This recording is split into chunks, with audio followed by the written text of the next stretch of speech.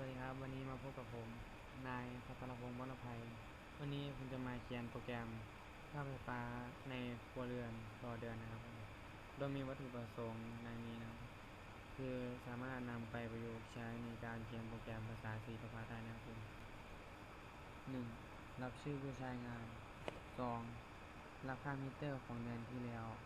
3. รับค่ามิเตอร์ของเดือนนี้ 4. รับค่าจำนวน1หน่วยยูนิตต่อราคาบาทนะครับผมนี่นะผมก็จะเป็นโปรแกรมที่ผมได้เขียนขึ้นมาแล้วนะครับก็จะมีไลบรารีอยู่2ห้องที่มีชื่อว่า stdio.net แล้วก็ con.io.net นะครับแล้วก็มีคำสั่ง main แล้วก็ปีกาแล้วก็คำสั่งเคลียร์สกรีนนะครับผมแล้วก็มีคำสั่ง get ch นะครับผมเป็นคำสั่งค้างหน้าจอนะครับผมต่อมานะครับผมเรามาประกาศตัวแปรกันเลยนะครับผมจะประกาศตัวแปรอยู่4ห้องนะครับผมมีตัวแปรช้านะครับผมใช้รับชื่อผู้ใช้งานนะครับผมอยู่ในห้องที่มีชื่อว่า red นะครับผมแล้วก็โฟนะครับผมรับค่าเลขทศนิยมนะครับอยู่ในห้องที่มีชื่อว่า blue นะครับผมโฟอีกห้องหนึ่งรับค่าเลขทศนิยมนะครับผมอยู่ในห้องที่มีชื่อว่า white นะครับโฟอีกห้องหนึ่งรับค่าเลขทศนิยมอยู่ในห้องที่มีชื่อว่า black นะครับโฟตัวที่1นะครับผมรับค่ามิเตอร์ของเดือนที่แล้วนะครับผมตัวที่2ครับรับค่ามิเตอร์ของเดือนนี้นะครับผมส่วนตัวที่3จะเป็นรับค่า1หน่วยต่อยูนิตนะครับผมต่อมานะครับผมแล้วก็จะมาแสดงผลหน้าจอนะครับผมนี่นะครับผม TPNF นะครับผม Enter Name ให้เราใส่ชื่อนะครับผม Scan F วงเล็บเปิดปนูแล้วก็%F ปนูพม่าแอนเลนนะครับอยู่ในห้องที่มีชื่อว่าเลนนะครับผมนี่คือการรับชื่อนะครับผม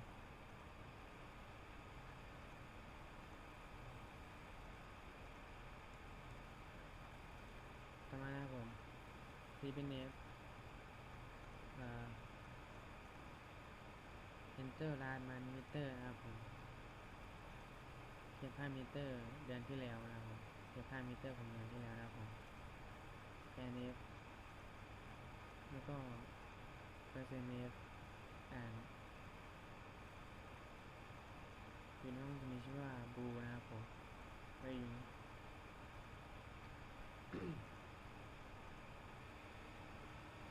ต่อมานะครับ TPNF นะครับผม Enter Last Month Meter นะครับผมรับค่ามิเตอร์ของเดือนที่แล้วนะครับผมแล้วก็ Scan F แล้วก็%F นะครับผมแล้วก็ comma and back นะครับผมแล้วก็ TPNF Enter is month meter นะครับผมรับค่ามิเตอร์ของเดือนนี้นะครับผมScan F แล้วก็%F คอมมาแอนยูโน่จะมีชื่อว่าบูนะครับผมแล้วก็ CPNF Enter Pi Unit นะครับผมรับค่า1หน่วยยูนิตนะครับผม Scan F แล้วก็%F แล้วก็คอมมาแอนไว้นะครับผมยูโน่มีชื่อว่าไบนะครับต่อมานะครับผมแล้วก็จะมาแสดงผลนะครับผมแล้วก็CPNF Uname แสดงชื่อนะครับผมมีชื่อว่าเลนนะครับแล้วก็ CPNF Your Last Month นะครับผมแสดงค่ามิเตอร์ของเดือนที่แล้วนะครับผมแล้วก็ CPNF Your is Month Meter นะครับผมเก็บค่ามิเตอร์ของเดือนนี้นะครับผมแล้วก็CPNF Your High Unit นะครับผมเก็บค่า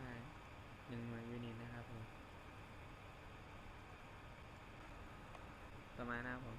นะครับก็จะเป็นคำต่อนะครับผม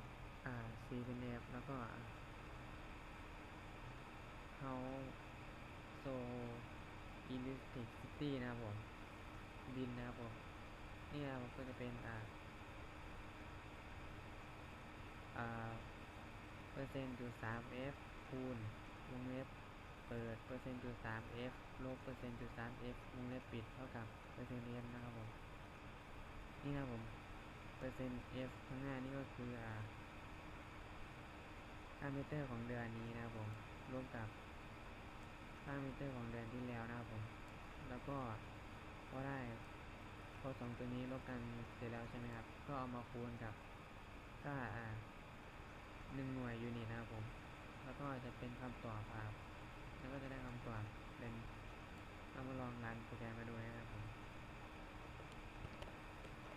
ไม่มีเออร์เลอร์นะครับผม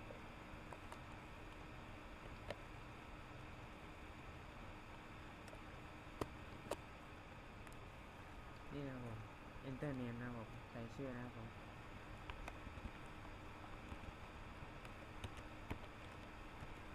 แล้วก็ enter last month นะครับผมใส่ค่ามิเตอร์ของเดือนที่แล้วนะครับผม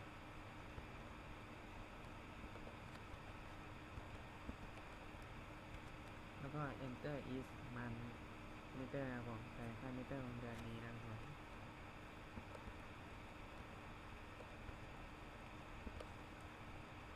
แล้วก็ enter per unit นะครับผมใส่